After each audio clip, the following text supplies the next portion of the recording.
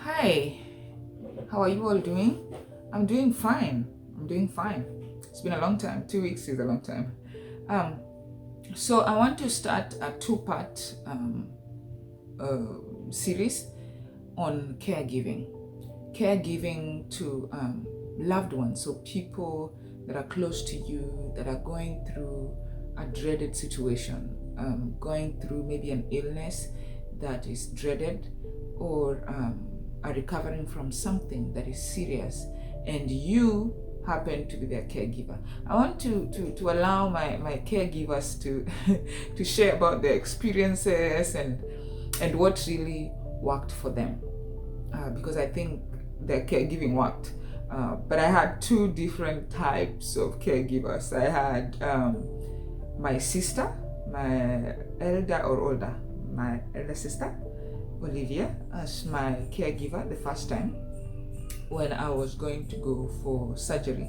And then I had another caregiver come after her, and that caregiver was my mom. They had different styles. They had different styles. The former was strict and kinda no nonsense, and the latter was soothing. And both styles worked at those specific times. They should not have been reversed for me. Like, the latter should not have been the former, and former should not have been the latter, because they all worked at that specific time that they came into my life. So hey, let me not take your time. We will start off with my sister, and then the next video will be my mom. So yeah, let's go chat with Olivia.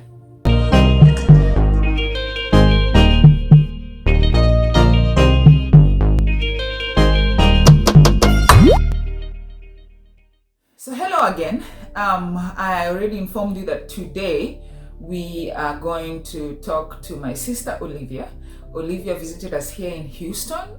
She came in from Kenya, and she was here as my caregiver. In the previous episode, I informed you guys that I was diagnosed with breast cancer, and I've been fighting that strong.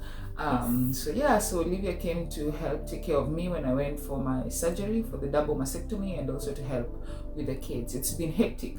So today we are going to talk to her as a caregiver, so that she shares what her experience was and what advice she would have for other caregivers, or for patients that are suffering from some other terminal illnesses. So Olivia, welcome to Candid Diana. Thank you. Now, first, what was your experience back home, you and of course my other siblings and my mom, when you learned that I had breast cancer?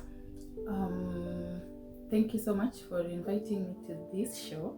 And of course, introducing yourself. And my name is Olivia. My name is Olivia Achieng Otuoma. I'm Diana's elder sister, and I live in Kenya, in Nairobi.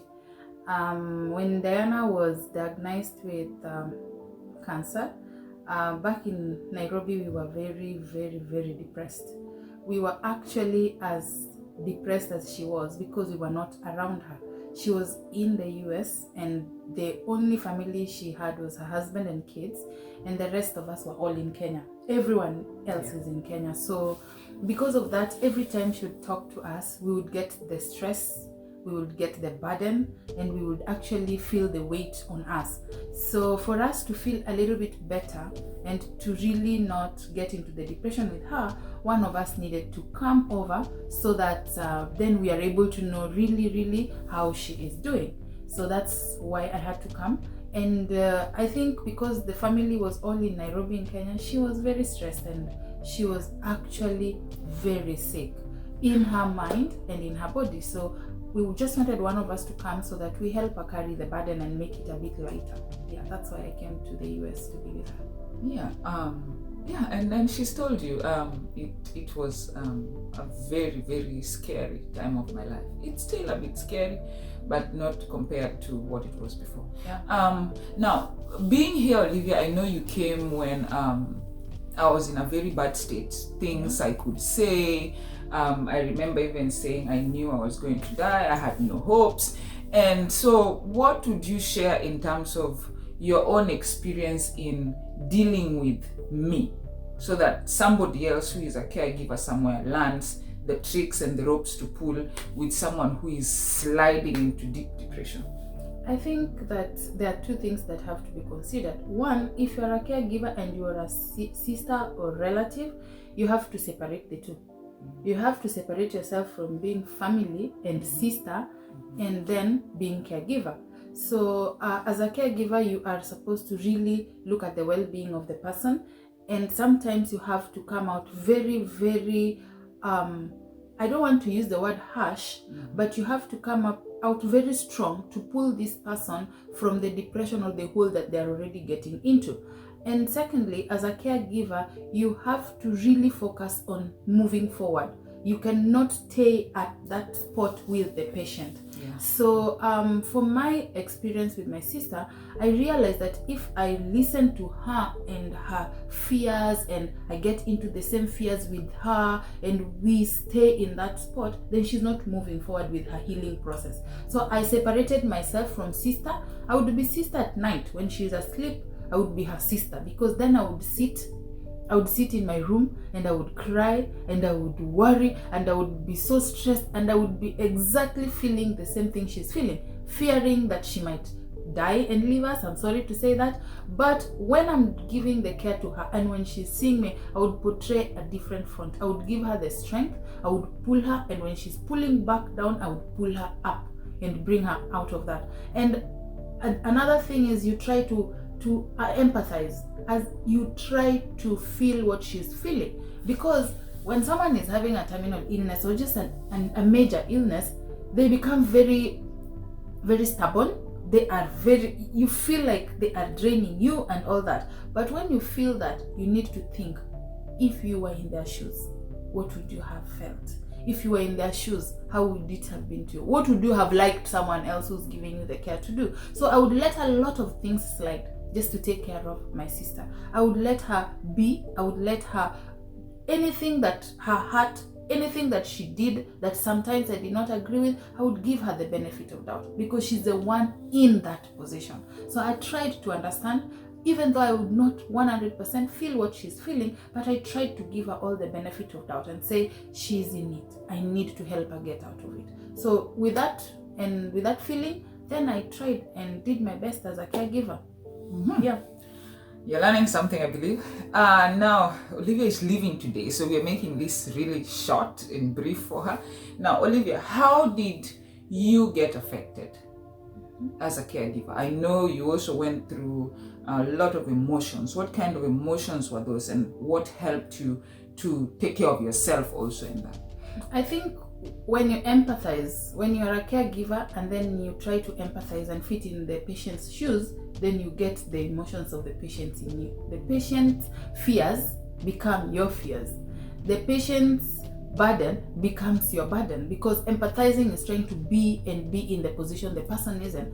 So because of that, occasionally I would have nightmares. I would imagine my sister is crying in her room at night. I would rush downstairs to just find she's sleeping, and I would really be disturbed. I would dream. I would really be scared. I would feel the same way she's feeling. So it really affected me emotionally. And at some point, I had to also call my mom back in Kenya so that she prays with me, so that she talks to me. I didn't know about that. So that she talks to me and she gives me some encouragement, because I was weighed down. I was weighed down with the whole cancer situation and the fears that we all have with cancer. And I couldn't show this to my sister, because when I show her, she goes back.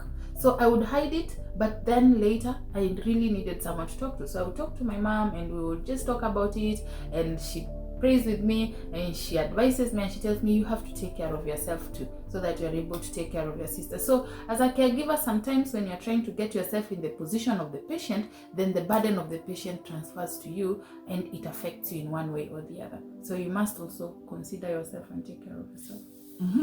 And I just want to, in a way, finalize this episode by saying thank you so much to caregivers, and thank you for what you do. My sister sacrificed a lot. She has little kids like mine. She has 3 who are 8-year-old. Sorry, that's okay. I'm her caregiver now when she's coughing. She has 3. She has a daughter and 2 sons. I'm stressed.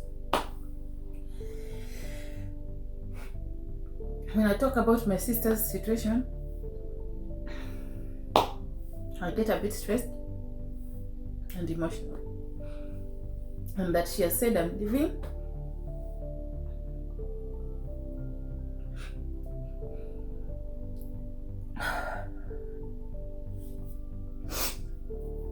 I hope she'll be fine because I'm leaving and the family is in Nairobi. I pray that she's going to be.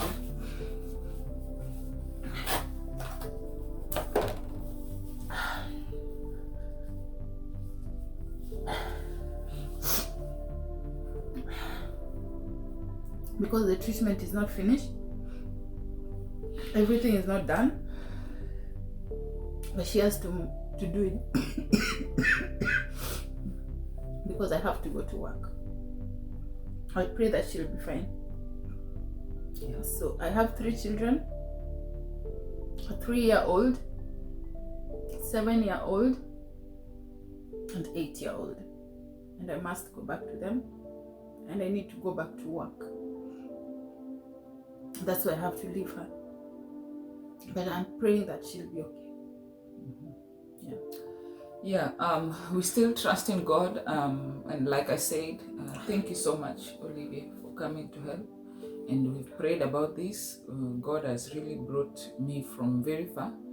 I believe in God and I trust Him. And any other person going through this out there or watching this, let this be your encouragement to pull up and stick strong. And whatever happens in our lives, we're already planned, we're already predestined by God. We cannot bribe God. We cannot do anything. All we need to do is pray and watch and wait and be still to know that He is God. Yeah. Other than that, I don't know if Olivia has a parting shot before she leaves for the airport. I do have a parting shot. I think, as I've always told you, every day since I came, there is no option but to be okay. There is no option but to move forward. When you are in this kind of illnesses that are called terminal illnesses, you don't have any option but to fight. You don't have any option but to step forward. You cannot step backwards but to step forward and to believe that there's light at the end of the tunnel and you're chasing that light. Do not sink into darkness. And to win such a battle, you win it in your mind first. Not the disease, not physically. Win it here. When you win it and you know that you have conquered it, you will conquer it with your body. And I have said that so many times, and you have had it and you have changed.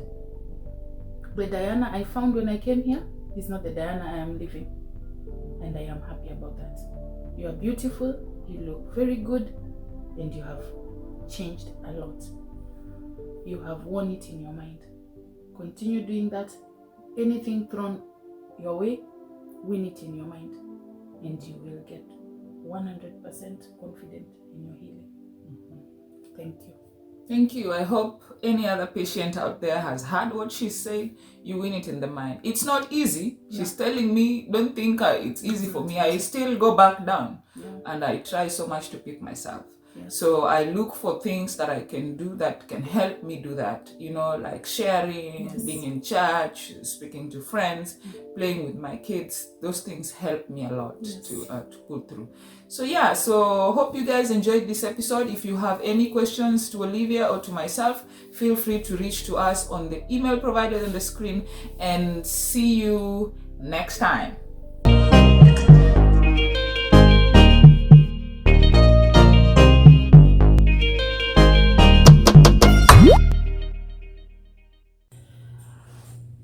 That was heavy. That was kind of heavy.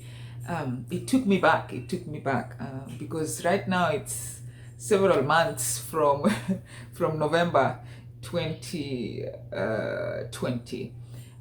Now I hope you liked it. If you liked it, please click on the like, and if you know of someone giving caregiving right now and would benefit from listening to Olivia's experience, please share the video, and if you haven't subscribed, please subscribe. All right, see you in the next episode.